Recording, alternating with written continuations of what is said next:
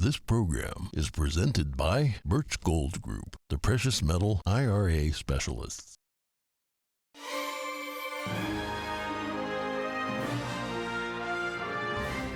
Good morning. In today's headlines, an update in the killing of 4 University of Idaho students. Police arrested a suspect Friday, and they say they think they have their man. Parts of Northern California flood on New Year's Eve. We have more on the deluge the state faced over the weekend.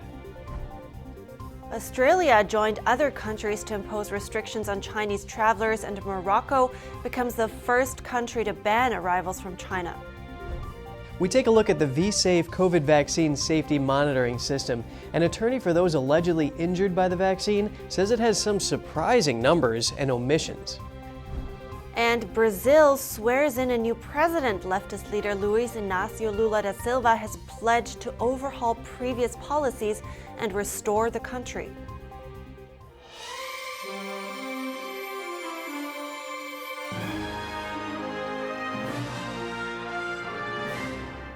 Good morning. Welcome to NTD. I'm Kevin Hogan. Good morning. I'm Evelyn Lee. Happy New Year, everybody. Today's Monday, January 2nd, and we're starting off today and the year with an update on the unsolved murders of 4 Idaho University students.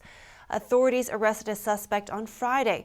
NTD's Jeremy Sandberg has more on what officials are saying about the case and a possible motive. Brian Kohberger is a 28-year-old studying criminal justice at Washington State University. The police department believes that the person we have in custody, which would be Kohberger, is the one who's responsible for these crimes. Authorities say Pennsylvania State Police took him into custody early Friday morning at his parents' home. The university says Kohberger completed his first semester in early December, suggesting he remained on campus for weeks just 10 miles away from the crime scene across the Idaho state line before returning to Pennsylvania. Kohberger's defense attorney said Saturday he plans to waive an extradition hearing so he can be quickly brought to Idaho to face murder charges. Investigators asked anyone that knows Kohberger to call a tip line and provide information after his arrest. Police received about 400 phone calls within the first hour after asking for the public's help. The slain University of Idaho students, 3 female and 1 male, were found in an off-campus house on November 13th. They were stabbed multiple times. Police Chief James Fry in Moscow, Idaho, says the town of 25,000 remains shaken by the murders. And no arrest will ever bring back these young students. However, we do believe justice will be found through the criminal process. Kohberger's attorney released a statement reminding that he should be presumed innocent until proven otherwise and not tried in the court of public opinion. Kohberger's family says they will promote his presumption of innocence and will continue to let the legal process unfold while showing love and support. Federal and state investigators are combing through Kohberger's background, financial records, and electronic communications as they work to identify a motive and build the case. Retired FBI profiler Kathy Canning Mello had this to say about a possible motive. He wanted it to be horrific. He wanted to be a violent attack against these women. Why? Because they were beautiful, vibrant, confident women. And he has, from what we understand now, difficulty having sexual relationships with these type of women. And that's what I'm saying. They've become proxies for his distaste or disgust and hatred against young, beautiful women. Kohberger is being held without bond. The affidavit for 4 charges of first-degree murder will remain sealed until he is returned to Idaho. He is also charged with felony burglary. His extradition hearing is scheduled for Tuesday. Jeremy Sandberg, NTD News. California had a wet start to the new year. Parts of the state were flooded over the weekend. Heavy rain caused power outages, road closures, and at least 2 rivers to spill over. NTD's Jeremy Sandberg has more on the deluge. A powerful weather system called an atmospheric river brought heavy rain to parts of Northern California on New Year's Eve. Atmospheric rivers are columns in the atmosphere that can carry moisture thousands of miles.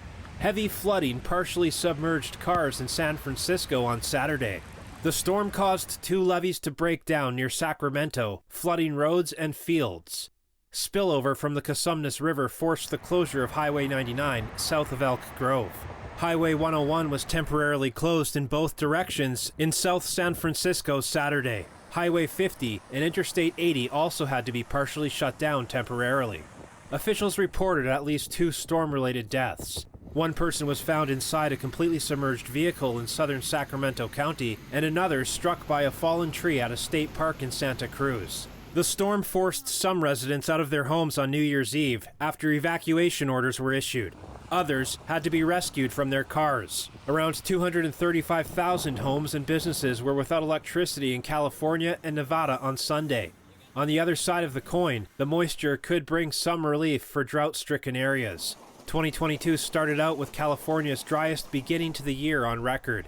It's still not clear how much of a dent the storm will make on drought conditions. Over 15 million people from the west coast to Wisconsin were under winter weather alerts Sunday. Jeremy Sandberg, NTD News. A power outage on a Ferris wheel at Orlando's Icon Park stranded over 60 people for hours on New Year's Eve. Firefighters were called to the scene and proceeded with rescue attempts. Crews responded to power failure reports at the Orlando wheel a bit after 6 p.m. Firefighters had to move the wheel manually to reach each pod and rescue the riders. All 62 of the riders are safe and no injuries were reported. The Orlando wheel is 400 feet tall and it takes 18 minutes to complete the ride. It opened in 2015. Australia announced Sunday that travelers from China will have to provide a negative COVID-19 test beginning January 5th. Australia joins a growing number of nations that have implemented restrictions after the COVID surge in China. But the World Health Organization has pointed to the lack of comprehensive information about the situation in China, a fast-evolving situation. That's why they've described these measures, which have been taken by a wide range of countries across Asia, North America and Europe, as understand. Travelers from China to Australia will need to submit a negative COVID-19 test from January 5th. The UK and US will require a pre-departure negative COVID-19 test from passengers from China as of January 5th, and France will require the same from January 1st. India and Canada have similar restrictions. And Morocco will impose a ban on people arriving from China, whatever their nationality, from January 3rd to avert any new wave of coronavirus infections. That's according to an announcement from the country's foreign ministry. That's a big decision. Thousands of tourists visit Morocco from China every year. And according to the CDC's COVID-19 vaccine safety system called vSafe, nearly 8% of participants reported needing medical care during the monitored period. NTD's Daniel Monahan has more on that. It took 2 lawsuits and over a year before the CDC agreed to release data from its vSafe program. The vSafe system was designed to assess the safety of the COVID-19 vaccine. It has over 10 million individuals that use the system who do periodic health check-ins. Attorney Aaron Seary says vSafe is superior to VAERS because it's able to calculate a rate for adverse events. If 200,000 people report to vSafe that they have myocarditis, and there are 10 million people, you can figure out a 2% rate of myocarditis. vSafe also has a much higher participation rate than a clinical trial. The clinical trial for Pfizer had 30,000 participants compared to vSafe's 10 million. Moreover, Seary points out that the data from vSafe has not been filtered through any pharmaceutical company. And just like a clinical trial, vSafe relies on asking participants to provide information about their experience after the shot. vSafe gathers data from 2 categories, symptoms and health impact. Users can report symptoms in a check-the-box manner, things like fever, chills, pain, but some symptoms are missing. Pericarditis, myocarditis, transverse myelitis. So why the omission? One could theorize that the CDC didn't know that the vaccine could cause these issues when it rolled out vSafe in December 2020. But that's not the case. In October 2020, the CDC gave a presentation where it lists adverse events of special interest. That list included pericarditis, myocarditis, transverse myelitis, and seizures. But the CDC did not include these items which it knew were of special interest. The second vSafe category is health impact. Users reported data every week for the first 6 weeks and then at week 12, 24, and 52. The check-the-box options included being unable to work or unable to do normal daily activities and whether health care was required. Seary sees one of vSafe's biggest faults here. You would imagine they would have set a threshold above which they would have said, okay, we got to pull the plug on the shot. whether that be 1 in 500 or 1 in 100 needing medical attention. About 800,000 people out of around 10 million people in V-Safe required medical care. 7.7%, that is 1 in 13 people. Yet the CDC did not pull the shot. 25% of those people needed emergency room care or were hospitalized, and another 48% sought urgent care. Siri says that the CDC previously only published information about the medical care rate in the first week after vaccination, which was around 0.3%. Meanwhile, the backlog of claims by people who allege they've been injured from the COVID-19 vaccine rose from 2,300 a year ago to now more than 7,500. The CDC maintains that COVID-19 vaccines are safe and effective. The V-Safe data was collected for up to a year after vaccination. The reported health issues may or may not have been the result of the COVID vaccination. Daniel Monahan, NTD News. Going abroad now, Lula da Silva was sworn in as Brazil's president on Sunday. He vowed a drastic change, of course, from that of the previous administration. Here's NTD's Costa Menes with more. In his inauguration speech, Lula vowed to restore the country. His main goals, he said, are to reverse a lot of the policies implemented by Brazil's previous president, Bolsonaro. In the fight for the good of Brazil, we will use the weapons that our adversaries fear the most, the truth that prevails over the lies, the hope that conquers fear, and the love that defeats hatred. Long live Brazil, and long live the Brazilian people. He was cheered on by thousands of his followers, many wearing communist symbols on their clothing. Democracy is lived by the people, and so we are all here to show that democracy is not going to die, and we will be rebuilding it. Lula described Bolsonaro's government as one of the worst periods in Brazilian history, calling the last few years an era of shadows, doubts, and a lot of suffering. After the swearing-in, Lula drove in an open-top Rolls-Royce to the Planalto Palace, where he walked up its ramp with his wife. He was then handed the presidential sash, a hugely symbolic act in Brazil, by a garbage collector. Lula was previously sentenced to over 9 years in prison on charges for corruption and money laundering in 2017. The charges were later annulled in a controversial ruling. His predecessor, Jair Bolsonaro, has left Brazil for the US after refusing to concede. He has repeatedly hinted at election fraud in last October's election. Costa Menes, NTD News. Still to come, a UK climate activist group is temporarily changing their strategy. They will stop disruptive disobedience in favor of a new approach to protesting. And North Korea is looking to expand its nuclear arsenal. Kim Jong-un gives orders to produce intercontinental ballistic missiles capable of reaching the U.S. Stay tuned for more on that right here on NTD Good Morning.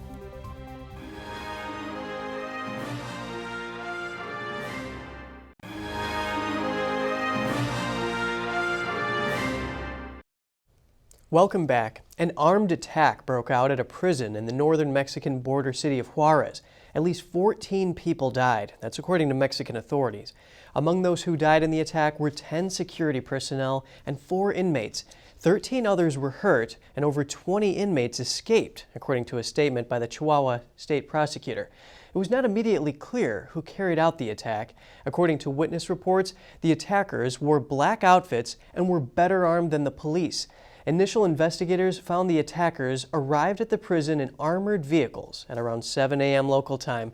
Minutes earlier, authorities had reported a nearby attack against municipal police. After a chase, 4 men were captured and a truck was seized. In a different part of the city, 2 more drivers died in an armed conflict later in the day. It's unclear whether the 3 incidents were related. The UK division of the climate change activist group Extinction Rebellion says they are changing their approach to protesting. The group will temporarily move away from public disruption as their primary tactic, saying such methods have not achieved their desired effects. In response to the group's protests, Britain's Conservative government toughened police powers in disruptive protests and increased penalties for obstructing roads, which can now involve a prison sentence. The group says it will now focus on broadening its support with actions such as getting 100,000 people to surround the Houses of Parliament in London on April 21st. In the 4 years since the group formed, it has attracted both praise and criticism, with demonstrations designed to be disruptive. The protests often led to mass arrests while succeeding in snarling road and port traffic. And global supply chain issues are making it harder to supply critical drugs to patients who need them. And when a young girl couldn't get the leukemia treatment she needed, her mother sprang into action. Abby Bray was a healthy little girl in Tampa, Florida, when 1 month after her 9th birthday, troubling symptoms. She said, "It feels like there's knives in my bones." After her pediatrician ran some tests, a phone call to her parents, Laura and Mike. "There's a bed waiting for her at St. Joe's Pediatric Oncology Unit. Pack a bag, plan to stay. Get there immediately." Abby had acute lymphoblastic leukemia. To save her life, she would need a rigorous regimen of chemotherapy, including a drug called Erwinaze. But then, a few months into treatment, we were told, "Okay, you have to go home. You can't get this medicine today. It's a shortage." Abby wanted answers. She knew she needed to take all of her medicine. Like, what happens now? Does this mean I die? That's when Laura sprung into action, assembling a group of friends called Abby's Angels. She made a list of children's hospitals in the U.S., and everyone pitched in to make phone calls. Just a few hours later, we had gone through it, and we found some medicines. One of my friends made the call. Over the next 9 months, Laura needed to step in again to get 2 other drugs the hospital couldn't find because of shortages. Never once did I contemplate that I would also have to be navigating the largest global supply chain in the world in order to keep her alive. Laura is a business school professor, and so she had the skills to do that. But she knew other families weren't so fortunate. It really haunted me. A study last year showing that of 19 essential agents to treat cancer in children, 74% had experienced 1 or more shortages since 2016. Pediatric oncologist Dr. Yoram Ungaru says there are several reasons for the shortages, including: when you look at the drugs overwhelmingly that are in short supply, they are not your blockbuster drugs. They are not the drugs that pharmaceutical companies generate huge profits from. So Laura took matters into her own hands, forming Angels for Change, raising about $500,000, she says, in less than 3 years, to pay a small drug manufacturer to make essential drugs and offer them up to any hospital that needs them. Since May, they've been accessed more than 500,000 times for patients all over the U.S., earning praise from experts. If you just look at what her organization has accomplished in the past few years, I think it speaks for itself. And there's something to say about that adage, hell hath no fury like an angry mama bear. This mama bear navigating the global supply chain for children all over the country with cancer.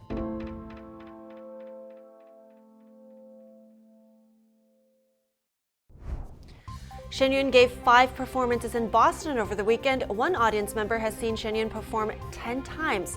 Find out what he had to say.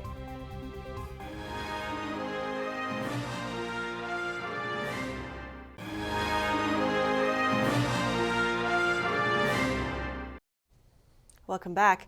Shen Yun's 2023 season is set to cover 180 cities across 5 continents. Over the weekend, Shen Yun gave 5 performances in Boston. Audiences are calling it a performance that elevates the spirit. Richard Sweat, former congressman and the former U.S. ambassador to Denmark, is among the many who saw Shen Yun in Boston on December 28th. This is maybe the 10th performance that I've been to. I've seen it in Washington, I've seen it in Boston. I think this is my 3rd time in Boston. I've seen 5 or 6 in Washington, D.C. He says each performance is special. The story changes. There are new adventures and new depictions, and the dancers are marvelous. And the music is stunningly beautiful, and it's just a joy to be at. It's truly a gift that you're sharing this magnificent performance. All of these young people are so extraordinary. They're so athletic and skilled and precise in their expressions and their movements, so graceful, so beautiful. Really, really glad I made it. Joan Quinn Eastman is a producer and former broadcaster. She says she's been wanting to see Shen Yun for years. And I'm so happy that I finally did. I find it tremendously moving, very enriching. Culture actually causes your brain to work on a higher level, and that's one of the biggest reasons that it's so important and valuable. So really appreciate you sharing your culture. The colors, the music, the synchronicity, the precision with which all the dancers move is truly phenomenal. The level of skill is astonishing, and it's a wonderful example of how people can realize their potential. Eastman called the show more than just a performance. It's universal spiritual messaging. We're all connected by spirit. We're connected by love. We're connected by faith. Faith is what distinguishes us from animals. That's what establishes us as we're actually spiritual beings having a human experience. And this is a way of elevating your spirit, seeing this magnificent show. Shen Yun Performing Arts takes the stage with a mission: to revive the beauty and goodness of Chinese culture from before communism. Audience members say the show shares an important message for society. We are all connected, that we must have faith and rise above our fears and stand fearlessly for what we believe in. And in this particular case, it's to stand against communism and stand for freedom. And it's a message that the United States can really take to heart right now and learn from what's happened in China. I think they're very talented. I think that they inspire the people who are watching, and it's no surprise that there are 8 troops with 100 people each traveling the world over to bring this message to the world. It's a wonderful message. The message of hope, the message of community, the message of love and loyalty. I mean, these are all very good qualities that we need to see more of in this world. NTD News, Boston. Soaring through the air over South Miami, a paraglider spots a woman in a dire situation. She drove her car in an alligator-infested canal and was in imminent danger. Now the glider has no choice but to execute an emergency landing and save the woman. Sounds like a scene from a James Bond movie, but it isn't. Here's that story. She called me an angel, but it's not me. It was God saving her. I was just the instrument. Cristiano Piqué, a Miami realtor and father of 2, was paragliding one Sunday, scouting for real estate before church, when he spotted an alligator in the canal below. Looking closer, he noticed the car submerged in the water and a woman in distress was clinging to it. I realized that it was an emergency, and I had no choice but land and help that woman. The canal is about 6 feet below the normal ground, so the neighbors could not see the car in the canal, so nobody could see her, and I was her only hope, actually. It was a dangerous landing, but that woman was, she was drowning, so I had to land and help her, and thank God I landed safely, and we were able to help her. Even though the fabric wings of Piqué's glider buckled in the wind, the team nailed a perfect landing. They unclipped from the gear and ran over to the canal. You need help? Oh my God! I fell with my car in here. A neighbor across the canal brought a rope. That woman tried to get a shortcut. She thought that she would get a shortcut going through that canal, and she ended up inside the canal. 64-year-old Marcia Fuste was in a state of shock and did not want to let go of the car. She had spent about 12 hours in the cold water. After being instructed several times, she finally loosened her grip and was pulled to safety. God cares about each and every life. Cristiano's selfless deed was soon rewarded in an unexpected way. I do believe that you plant good things, you're gonna get good things back. I just wanted to help that woman, but in the end, that it generated a great exposure for me and my company, and people now know that I do real estate in Miami, that I sell properties in Miami, and more businesses are coming out of this, so God definitely helped me too. Whew, luckily for that woman, that man was in the right place at the right time. I was thinking the same thing, but she did wait 12 hours. Wow. Poor woman. Anyway, that's it from Kevin Hogan and me for today. Don't forget to write us at goodmorning@ntd.com. Thanks for watching. I'm Evelyn Lee.